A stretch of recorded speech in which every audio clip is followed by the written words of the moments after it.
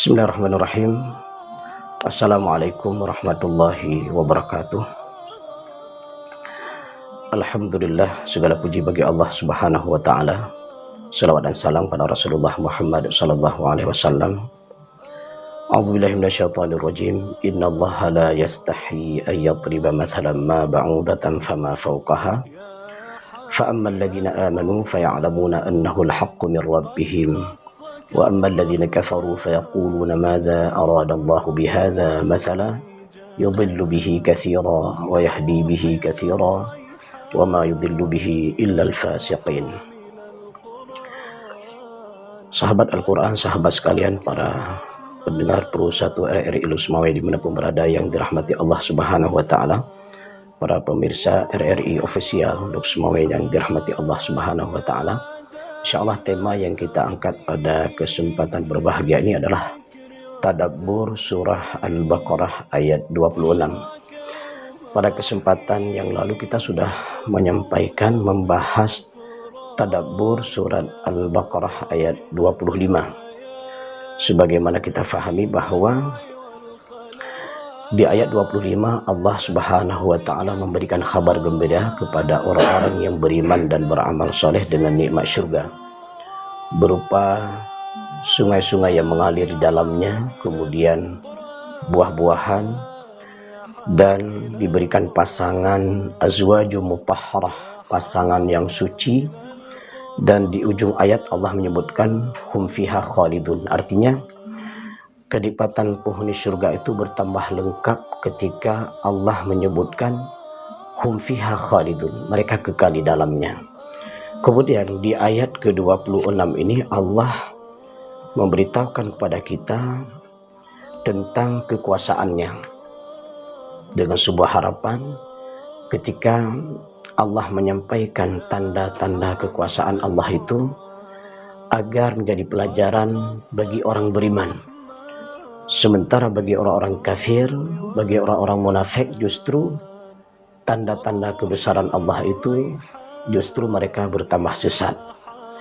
Inilah kira-kira pembicaraan umum dari surat Al-Baqarah ayat 26. Mari kita lihat tentang tadabbur surah Al-Baqarah ayat 26 ini.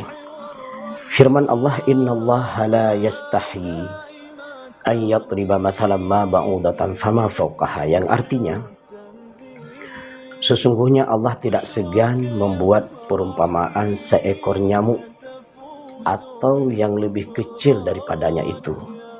Apa maksudnya?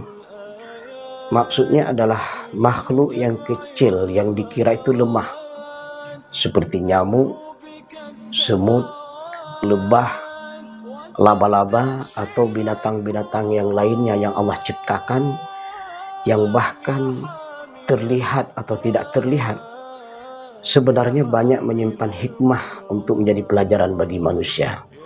Masya Allah. Perhatikan di dalam surah Ali Imran, di sana Allah berfirman, alladzina yadhkurunallaha qiyaman wa qu'udan wa ala junubihim wa yatafakkaruna fi khalqis samawati wal ard rabbana ma khalaqta hadza batila subhanaka faqina adzabannar. Semua ciptaan Allah itu ketika dilihat, difahami, difikirkan, dihayati oleh orang-orang yang beriman, maka itu akan menambah kekuatan imannya dan mereka menganggap itu adalah kekuasaan Allah. Itulah kalimat berikutnya, fa ammal ladzina amanu faya'lamuna annahu al-haqqu min rabbihim. Jadi orang-orang beriman setiap melihat ciptaan Allah itu pasti ada hikmah di baliknya. Apakah ciptaan Allah itu yang kecil atau lebih kecil dari itu? Apakah ciptaan Allah yang nampak atau tidak nampak? Jadi semua itu menjadikan orang-orang yang beriman itu menambah kekuatan imannya, semakin yakin keberadaannya sebagai pribadi orang beriman dan semakin memantapkan imannya. Dan dia paham bahwa semua itu adalah karena kekuasaan Allah Subhanahu wa taala. Perhatikan, pada seekor nyamuk mungkin terlihat kecil, tapi di sana ada kebaikan yang bisa kita ambil. Lihat struktur nyamuk. Nyamuk sekecil itu dia punya otak juga. Nyamuk sekecil itu dia punya berbagai macam kelengkapan organ tubuh.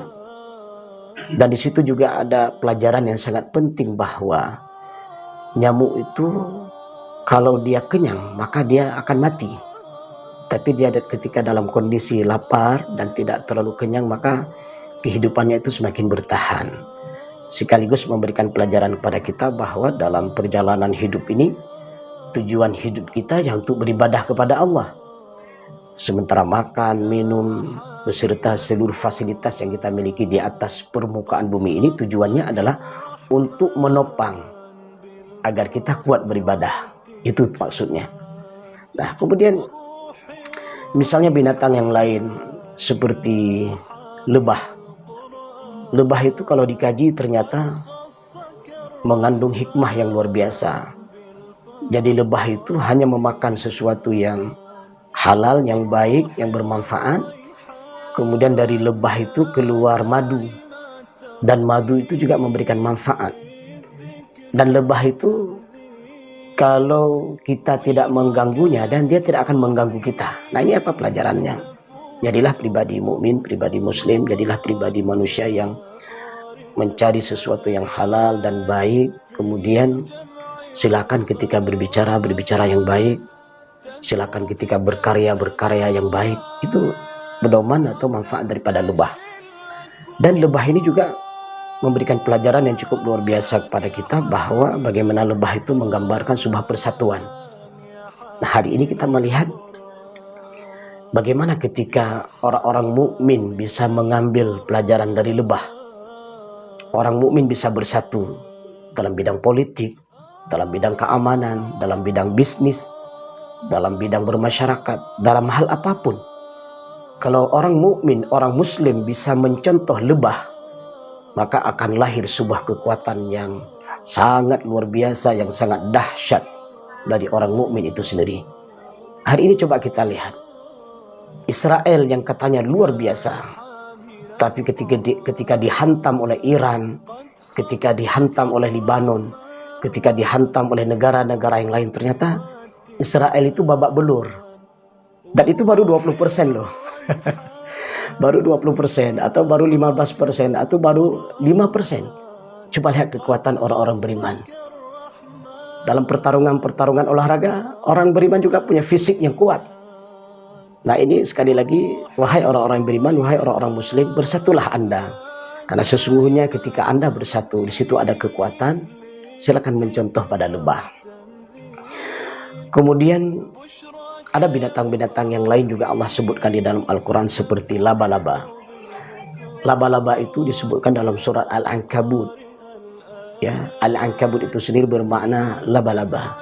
Di situ Allah menggambarkan bagaimana orang-orang yang bergantung atau meminta kepada selain Allah itu sangat lemah. Karena rumah laba-laba itu kan sangat lemah, sangat rapuh dia. Ya, sangat rapuh, diterpa angin, jatuh sesuatu yang menimpa di atas rumah laba-laba tersebut, maka rusaklah rumah laba-laba tersebut. Apa pelajarannya? Orang yang bergantung dan meminta kepada selain Allah itu sangat lemah. Digambarkan bagaimana sarang laba-laba. Maka memintalah kepada Allah, bergantunglah kepada Allah yang maha kuat dan maha kuasa. Jadi begitulah, semua bentuk ciptaan Allah ketika itu dilihat, diteliti oleh orang-orang beriman, maka akan bertambah imannya. Tapi sebaliknya, wa ammal ladzina kafaru fayaquluna madza aradallahu bihadza mathala. Akan tetapi orang-orang kafir berkata, apa maksud Allah dengan perumpamaan ini? Nah, ini berbeda. Jadi tanda-tanda kekuasaan Allah ketika dilihat orang beriman, bertambah imannya dan yakin itu dari Allah. Tetapi orang-orang kafir, orang-orang munafik, orang-orang Yahudi, orang-orang fasik, dan orang-orang yang menentang Allah, mereka yang menentang Al-Quran, mereka yang tidak mau beriman kepada Nabi Muhammad SAW, maka apapun bentuk fenomena alam, ayat-ayat ya Allah yang ada di atas permukaan bumi ini, itu tidak akan menambah iman mereka. Mereka tidak akan beriman. Justru dengan semua ciptaan Allah tersebut, semakin membuat mereka itu bingung. Kenapa? Karena Allah telah menutup hati mereka. Allah telah menutup pola pikir mereka. Allah telah menutup telinga mereka. Jadi mereka tidak bisa memahami. Begitulah orang-orang yang banyak bermaksiat kepada Allah. Meskipun mereka setiap hari melihat Al-Quran, setiap hari mendengar nasihat-nasihat agama, setiap hari mendengar dinul Islam, mereka tidak akan beriman. Maka oleh karena itu, ketika mereka mau membuka hati mereka, mau membuka pikiran mereka, mau membuka telinga mereka, mereka akan dapat hidayah. Nah, ini hikmah daripada kalimat dari ayat yang kita bacakan ini, bahwa ayat ini mengajak manusia untuk membuka hati, untuk membuka mata, untuk membuka telinganya. Kenapa? Lihatlah loh firman Allah itu, lihatlah ayat-ayat Allah itu, lihatlah kebesaran Allah.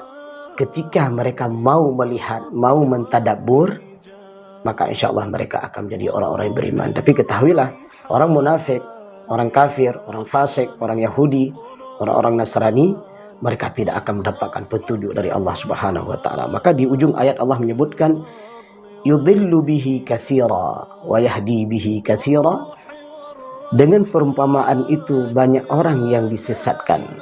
Yudhillu bihi katsira wa yahdi bihi katsira, dan banyak juga dengan perumpamaan itu orang dapat hidayah. Pertanyaannya, siapakah yang disesatkan dengan perumpamaan itu? Itulah orang kafir, orang munafik, orang Yahudi, orang Nasrani, orang-orang yang menentang Allah dan Rasul.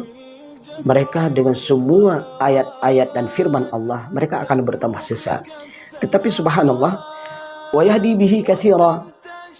Banyak misalnya orang-orang yang mencari hidayah Allah, yang sebelumnya tidak beriman kepada Allah, sebelumnya mereka sesat, tapi membuka, mengkaji, meneliti, menelaah. Saat mereka menelaah ayat-ayat Allah, saat mereka memahami firman-firman Allah, maka mereka akan masuk ke dalam dinul Islam. Hari ini di Eropa sana, banyak sekali mereka yang akhirnya masuk ke dalam dinul Islam setelah mengkaji ayat-ayat Allah. Maka oleh karena itu, kita yang sudah beriman, tidak cukup hanya mengatakan beriman saja. Bukalah Al-Quran, bukalah tafsir, lihat hadis-hadis Rasulullah, pelajari sirah nabawiyah, lihat kehidupan para sahabat. Insya Allah dengan semua itu akan menguatkan iman kita, dan insya Allah kita akan menjadi orang yang terbaik di dunia dan terbaik di akhirat. Semoga kajian singkat dan tadabbur singkat dari surat Al-Baqarah ayat 26 ini dapat kita ambil kesimpulan dan pelajaran penting. Yang pertama, perhatikan kekuasaan Allah. Karena Allah memperkenalkan diri dengan dalil naqli, dengan Al-Quran dan Sunnah. Dan Allah juga memperkenalkan diri dengan dalil aqli, dari fenomena alam yang kita lihat, yang nampak dan tidak nampak. Itu yang pertama. Dan yang kedua, bersyukurlah menjadi orang beriman. Karena orang beriman itu setiap apa yang dilihat akan menambah kekuatan imannya. Dan yang ketiga, berlindunglah daripada golongan orang kafir, orang munafik, orang fasik, orang Yahudi dan Nasrani. Karena mereka itu telah ditutup hidayah oleh Allah Subhanahu wa taala. Dan terakhir adalah, semoga dengan semua perumpamaan yang Allah berikan di atas permukaan bumi ini, yang nampak dan tidak nampak, akan menambah kekuatan iman kita. Amin ya rabbal alamin. Subhanakallahumma wa bihamdik, asyhadu an la ilaha illa anta, astaghfiruka wa atubu ilaika. Assalamualaikum warahmatullahi wabarakatuh.